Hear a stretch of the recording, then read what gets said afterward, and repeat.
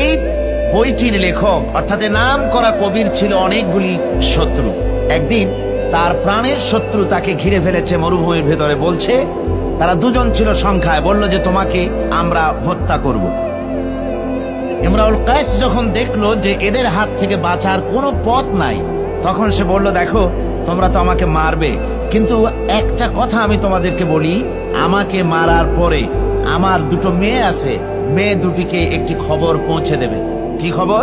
বলে আমাকে মৃত্যু মারার পর আমার বাড়ি গিয়ে মেয়ে দুটিকে গিয়ে বলবে, ইয়া বানাতি ইমরাউল কায়েস ইন্না আবাকুমা। বাস এই কথাটুকুন বলে দেবে। তো যারা হত্যা করবে তারা চিন্তা করলো যে এই কথার দ্বারা তো আমরা হত্যা করেছি, তা তো প্রমাণিত হবে না, সুতরাং মারতে অসুবিধাটা কি। তারা মেরে ফেললো। মারার পরে মরুভূমির ভিতরে তাকে গেড়ে দিয়ে এরপরে এই দুইজন লোক ওয়াদা পালন করার জন্য ইমরাউল কায়েসের বাড়ি গেছে। বাড়ি গিয়ে বলছে মেয়ে দুটোকে ডেকে যে, হে মেয়েরা, তোমাদের পিতার সঙ্গে মরুভূমিতে আমাদের দেখা হলো, তারপরে তোমার পিতা আমাকে তোমাদেরকে একটা কথা বলতে বলেছেন, সেটা হলো এই, ইয়া বানাতি ইমরাউল কায়েস ইন্না আবাকুমা। শোনা মাত্রই মেয়ে দুটি চিৎকার করে কেঁদে উঠেছে। তাদের চিৎকার শুনে আশেপাশের লোকেরা এসে জিজ্ঞেস করলো, তোমরা কাঁদছো কেন?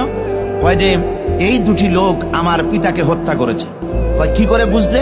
কয় এই যে এদের কাছে আমার আব্বা একটা খবর পাঠাইছেন, খবরটা হলো ইয়া বানাতি ইমরাউল কায়েস ইন্না আবাকুমা। ওরা বলছে এতে ওরা হত্যা করেছে, তা কি করে বোঝা গেল? এর অর্থ তো হচ্ছে যে হে ইমরাউল কায়েসের মেয়েরা, নিশ্চয়ই তোমার পিতা, তো নিশ্চয়ই তোমার পিতা কি খায় না ঘুমায় না, বিদেশে গেছে, কি করে বোঝা গেল যে সে নিহত হয়েছে?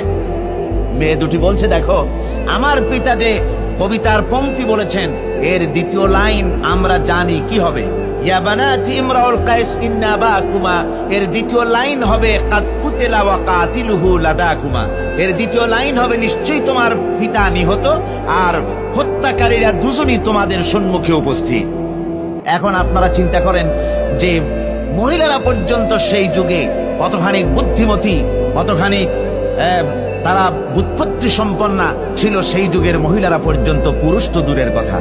তো জ্ঞান বুদ্ধি সবই ছিল, সব থাকা সত্ত্বেও এই যে তারা চুরি করত, ডাকাতি করত, জিনা করত, ব্যভিচার করত, একটি জিনিসের অভাবে। কয়টি জিনিসের অভাবে? সেই জিনিসটা হচ্ছে ওদের কাছে ওহির জ্ঞান ছিল না।